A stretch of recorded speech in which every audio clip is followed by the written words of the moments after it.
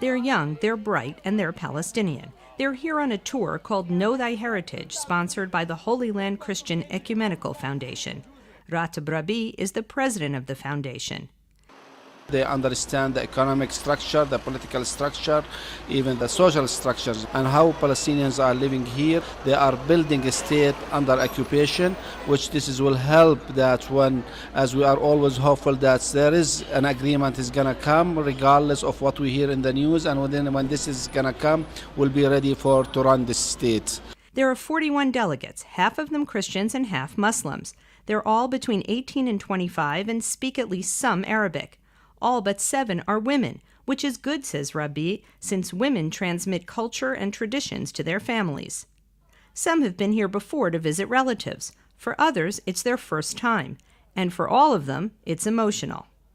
Noor Diab, a 23-year-old recent college graduate from San Diego, says the trip is strengthening her Palestinian identity. I'm getting to know who my people are. I'm getting to know what I want for the future.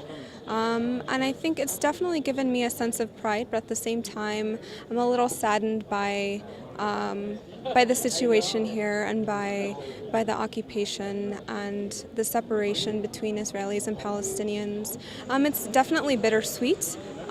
We see a lot of good things here. We see a lot of resilience. We visited refugee camps. We visited Palestinian territory. We visited Israeli territory.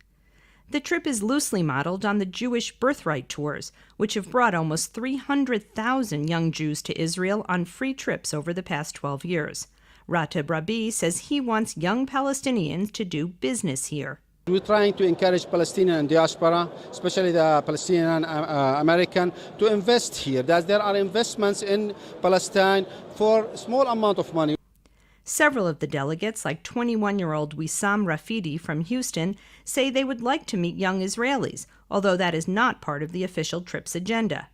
The older generation did what they did back in the day as far as the wars and the fighting, and then they started trying to work their way towards a peace deal. But I think the older generation, there's maybe there's too much harsh sentiment. It's hard, you'll always remember, you'll never forget, but we have to start learning how to forgive. I think it's the young generation that's going to be the ones that's either going to make this thing or break this thing. Ratib Rabi says he's open to building a dialogue between the delegates on his trip and young American Jews from Birthright.